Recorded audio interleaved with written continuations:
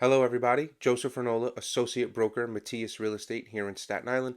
Let's get into a quick but deep dive into buying your first home, or buying any home for that matter. Maybe it's been a couple years and you're rusty, you forgot the entire process or whatever. I do this, 100 times a year, so going to give you a quick but deep breakdown. So, number one, we're going to break it into a few segments, right? But number one is first and foremost understanding your financial position. So, the first thing most people do, right? You're just going to kind of jump on Trulia, jump on Zillow, and that's fine. That's normal, right? Most people, everyone kind of does it. That's the exciting part. You're looking at houses. But what does $500,000 mean? What does $1 million mean? What does 200,000 mean? That doesn't help you understand affordability. We need to break that down into monthly payments.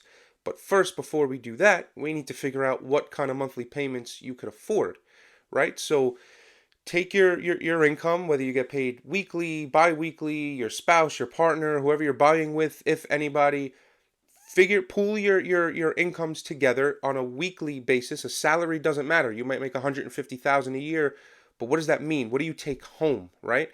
So figure out what you are bringing in, minus all of your expenses, right?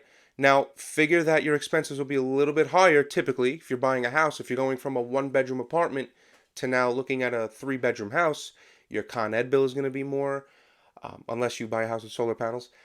But that's a whole different story. Your national grid to heat that space up will be more. You'll be paying a water bill. There's some differences that you have to take into account. So leave a little buffer, but figure out monthly where you can comfortably be, and then that'll take us into the next step. But before we get to the next step, also don't forget that you need money for down payment, which, yes, of course, there's different programs. If you're a veteran, you don't need money for down payment because you could do a VA loan with 0% down. Or even if you're doing an FHA loan, if you're buying something that accepts FHA loan, which is most properties, um, you could do as little as 3.5% down, 5% down on a conventional. But you need to have, figure out kind of what you're looking for. I mean, if you're perfectly okay with buying a one bedroom condo, that, when you start looking, you'll see they sit in the twos and threes and or so, right? The 300,000s. You could kind of figure what 5% of that will be, right? Or 10% or 3.5%. Or if you guys are like, no, we're having a baby, we need a bigger house, we need something, 3 bedrooms, whatever, you'll see that those are in maybe the 5s, 6s, 7s. You could figure out what your estimated down payment could be in the range that you're looking. Don't forget, lastly, about closing costs. You should allot 4% of a purchase price in Staten Island on closing costs. 4% is very conservative. It'll probably be closer to 2%, maybe even 3. But I always say just figure it'll be about 4% just so that you're safe. You can't, this whole home buying thing, we can't do, the max of everything. You can't be here and we're looking right here. It's going to mess everything up for you and really have you stressed out and living on the edge. So you need some comfort, you need some room, and you need some room to breathe. So okay, let's understand where we are monthly, what we could afford, what's our down payment, where we could kind of look.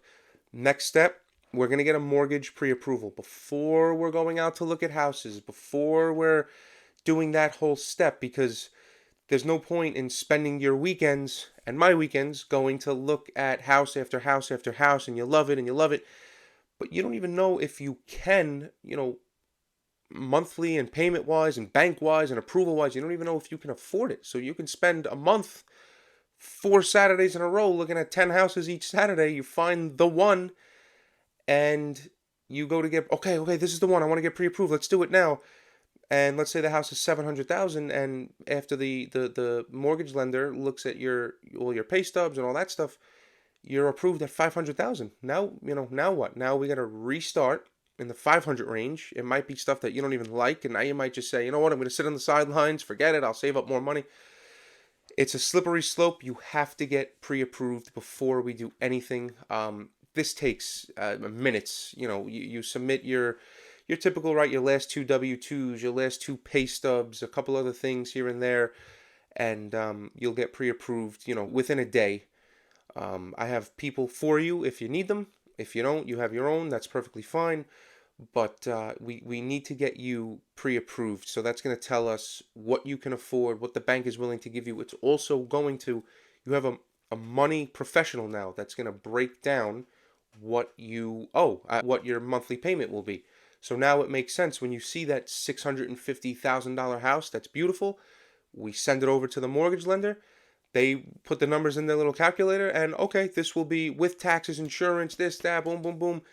This will be $2,970 a month, give or take. And you're like, wow, my budget for a house is about $3,200 a month, so it fits. I'm okay.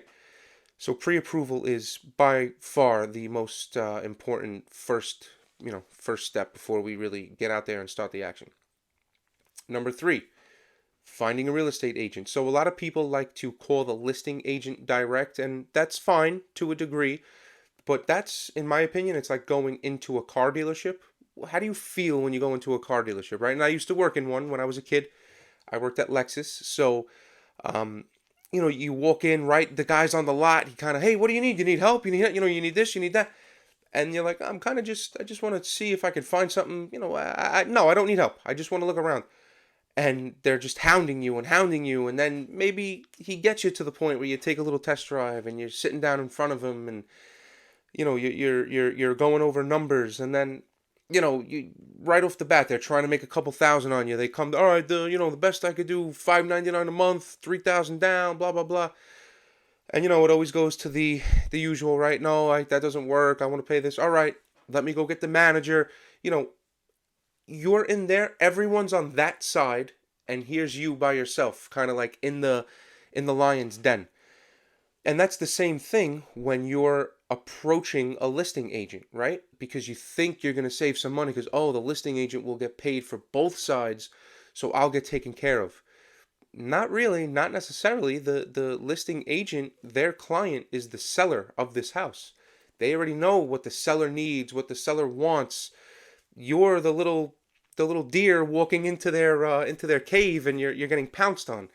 So you need, in my opinion, an agent that's going to advocate for you, the other lion per se, that's going to go into that cave and fight with this lion. Not fight, everyone's amicable, but you need that person on your side that's looking out for your interests. So by thinking that you're saving a couple bucks going direct to the listing agent, not the case most of the time. You're going right into the lion's den. So but on top of that, you do need a good agent. You don't need someone that's just going to open up doors for you. You send them properties night and day. And, all right, yeah, when do you want to see it? Tomorrow? Okay, no problem. They get there, they open the door, and they just they're on their phone, and you're walking around. You need someone active, someone who's guiding you, helping you. That's myself. I bring packets. I just gave a huge one out. I wish I had it on my desk to show you. But when I meet my buyers to go look at properties, I bring a packet for each property. You know how much that costs me in ink? I print out this thick on the stats, the comps, where the house should be priced, how long they're sitting on market, what a good offer could be. I want you to be educated. We're going to look at this house that's listed at 800,000, and most of the time, all right, I want to offer 750. But does that make sense? First of all, is that a waste of our time? Because is everything around it, 825, 850, and this one's actually a great deal at 800, and they're going to get 10 offers at that price, and you're going to just get immediately kicked to the curb with your 750 offer. Or more importantly, is 800 their original list price? Is that way out of whack, and you feeling like, all right, maybe I'll get a deal and I'll offer 750. Meanwhile, the house should be priced at 700, so you should be offering, 690. I want you to make an educated guess. We're not pulling numbers out of thin air, and I'm showing you again. I'm giving you stats. I'm giving you comparable houses. We're gonna go over everything. How long do these sit on market? If they sit on market for a certain amount of days, then how do the offers work? I'm giving you full-blown education on these houses. We're sitting down, we're talking about everything. You don't need to hire me or work with me, but when you're looking for an agent on your side, that's what you need. Now remember also, as the buyer's agent, we don't have to necessarily find you your property, because when you're in this stage, you're on Zillow 24/7, right? I mean, it's normal. So you might see something, because I'm out and about working with 10 other buyers, working with sellers, investors. We're doing 100,000 things a day, that you might see a house first. Maybe when I sit down at 7 o'clock at night, and I'm still not finished for the day, but I finally just got home, I sit down, I open up the MLS, I'm like, oh, this could work for them, and I send it over to you. You might have saw it 4 or 5 hours ago, and that's fine. You're in that stage of just knowing everything and that's great. You should be knowing everything that's on the market, because then you yourself will start to see, like, what? Like, they listed this at this price. You'll know yourself that it's out of whack pricing, or wow, this looks like a deal. You bring it to me. So what I'm trying to say is, just because maybe I didn't send you a property first or whatever, it doesn't mean that your agent isn't working for you or anything. You can find the house, send it to me, and now I take over. Now I'm going to break down, like I said, I'm breaking down everything for you. Let's go see it. Let's look at this. Let's look at these numbers. So just so you're aware, but you need to find the right real estate agent. Again, I'm more than willing to serve. I love working with buyers, love working with sellers. I love working with everybody. There's some that only work with one side or the other. I currently have probably 4 or 5 or more of each that I'm actively working, and then I hope to, match make, right? Like, I have a listing coming up this week. I have a buyer that's looking in that range, bringing him in immediately to see what we could do. So just find an agent that's actually working for you, because listen, the barrier for entry in the real estate world is low. So a lot of people, you take a little test, you take a little, a course, a test, and you're an agent. So a lot of people don't have the work ethic or the gumption or the motivation to really, ambition to push and actually be someone that's going to help you, because how often do you move? You know what I mean? You move, I don't know, every 7 years is like the average or something. This is a big purchase. You might be in this house for the next 50 years. This might be the house that your grandchildren, your great grandchildren are coming over on Sundays. It's a beautiful thing, buying a house. So it's something that I take a lot of pride in helping. So, okay, enough of that. So if you need a good agent, I know one. I am one. Uh, Next segment, shopping for your house. You figured out your budget, you're pre-approved, you got your agent. Now we're going out, we're looking for houses, right? And again, I'm sure you've been on Zillow and everything 98,000 times already. You probably have an idea. What I see with buyers a lot of the time is you'll send me what you like, right? You'll send me this one, this one, this one, and I notice a pattern that starts to get established. Like, you like ranches on the South Shore, you like a finished basement, you like whatever. Now, every once in a while, we'll go see those, and maybe you'll make some offers. Maybe we won't get it, or maybe there's like one thing wrong with it that, all right, I loved it, everything except there's no parking, whatever.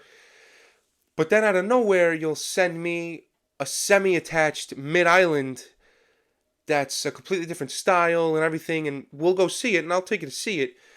But I noticed that you won't buy it. You won't, even if everything is perfect with it. You've established already that you like South Shore ranches with this, with that, with certain things. I start to pick up. I'm like a Google algorithm. I start to pick up what you like and what's gonna work for you, and I'll help guide you. You'll send me something, and I'll be like, listen, we'll go see it. That's no problem. But what about this, this, and this? It doesn't have, and, most of the time, you're right. I just like the price, and it was redone, and it looked nice. But it doesn't matter. You've already shown me what you will go after. If that same thing you sent me was a ranch, South Shore, Tottenville, and Harold and stuff, done deal. You'd make an offer. But it's not. It's a semi-attached. You're settling. You're settling. You're just looking at price, whatever. So we'll go out there. We'll be looking at houses. Right. Next step, making an offer. You find the house you love. You like it. This is it. Let's make an offer. You don't always get the first one you make an offer on, so don't be too in love. But making an offer, it's not just about price, right? Because everyone looks at the listing price. It's listed at $599. So let's say we got there and there was 20 other people there, and you're like, all right, this is we're gonna have to offer asking, whatever. It's not always that they just want $599. or 605 or 610. There's other factors that play into effect, things that we need to pick up on, that I pick up on. Let's say I learn or we learn that the seller already bought their house in Florida or New Jersey or whatever, and like this house has to sell because if this falls apart, Florida falls apart, and now they have nothing. So now, in my mind, of course, money is still important. They still want that. If 20 people are there, they're getting asking price, right? They're getting their 599. But maybe rather than maxing yourself out and offering 620 with a 10% down payment because you wanted to keep a little aside and this and that. In my opinion, I'm putting more money out. We could stay at 599, go a couple bucks over 605, and maybe we end up just making our down payment a little more solid because that's a whole nother story. But it's believed, it's a myth for the most part, but the more money you put down, the safer a deal is. You want to show them that you have a rock solid deal. Maybe you're promising a very quick closing. It's not cash maybe, but we have a mortgage. We work with one of my lenders who I just got clear to close in like 3 weeks, which for a lender, for a mortgage, that's pretty quick. Maybe we focus on that. Listen, we'll close in literally less than 30 days. We'll be out of your hair. You can close. You could stay in the house until you move to Florida. There's ways to craft an offer, is what I'm saying, that can work in your favor rather than always just maxing out price. There are more advanced techniques that could be more of a risk to you. I wouldn't recommend them, especially right out of the gate. We'll talk about those in another video. But yeah, just get ready to, craft creative offers to get your houses. So from there, once we have an accepted offer, we're going to move to home inspections. I always recommend the home inspection, even if it's an advanced technique where we're kind of buying it as is. I still recommend you always get the home inspection. We're getting it for our knowledge, but it's going to be as is. There's ways to work with that, but always get a home inspection just so for the most part, what you're getting into. There are things that no matter what, a home inspector really can't see, right? Like behind the walls and things like that, but at least you have an understanding of what's going on, with 90% of the house. Get a home inspection. So the way that works is once we have an accepted offer, within a day or two, we'll get the home inspection. And then a day after that or so, we'll get our home inspection report. We'll see. We're not going to nickel and dime them if there's the GFI outlets aren't working, this isn't working, whatever it is. That's fine. But if it's something big, right? He finds big water intrusion. He finds the roof is actively leaking. He finds all kinds of things like that. We're going to look to renegotiate. Now, that depends on the market that we're in. 2021, 2022, there was no okay, that's great. Yeah, my roof there's a hole in it. And actually, I have a waterfall, a nice waterfall in my bedroom every time it rains. But I don't care. You're still going to pay $20,000 over, or you're not getting the house. And if you want the house, that's what you're going to do. But in a slower market like 2023, you could have asked for some concessions. The leaking roof. Okay, can you replace the roof, or can you give me a credit for the roof, or we'll pay for half of the roof. I just need something. There's ways to kind of negotiate that. Again, depends on the macro. Depends on what's going on. Are there 20 other offers? Then, it's great that the roof has a nice built-in waterfall, but you're not going to get anything for it because they're like, all right, forget your offer. Thank you very much. Next. And now you just lost $500 on your home inspection. So just things to think about. Okay, so let's say made the offer, had the home inspection, worked up all that, right? Figured it all out. We're moving ahead. You, as the buyer, will go first. You'll sign contracts. You'll leave a deposit, $10,000, $20,000, something like that. Just an earnest money deposit, so you got some skin in the game. And then that's it. The seller will sign, and you are fully under contract. We have a fully executed contract. So the next step from there, we're kind of just waiting around. Now it's behind the scenes stuff. An appraisal will be done. The bank wants to just confirm that the house is worth, on or about what you're paying for it. That could be a whole nother issue that I'll make another video on if it comes back less. Let's say you're offering $599 and the bank thinks the house is worth $570. Now there's a $29,000 price gap. So you either have to pay that out of pocket, the seller has to lower the price, you guys split it, or the first step would be we're going to appeal that, try to get it up to the $5.99. So many different things. I'll make more videos on each one of these things. I'm just trying to give you that, general broad overview. But once it passes home inspection, once it passes appraisal, once it passes title checks, that's behind the scenes stuff that we're just sitting here and the attorneys are doing their thing. Once it passes all of that, once you get your clear to close, right, the lender might reach out to you. He needs this, this, and that, just to give you your clear to close. You'll submit it. Once all of that is done, we check the attorney schedules. So we schedule closing, and that's it. We go, we meet. You're going to sign a bunch of things. It'll be like an hour. I'll bring you some fuel, some coffee, some donuts, depending on time of day. And that's it. You are closed. So, again, this was quick, deep, for the most part, dive into buying your first or just buying a home.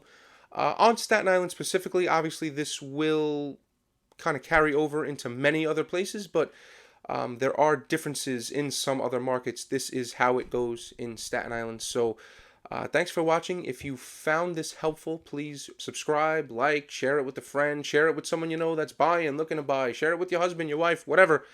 Please let me know. We're going to be making videos like this all the time. And that's that. Good luck on your home buying journey. Let me know. Reach out if you need help. I'm your guy. Thank you. Have a great day.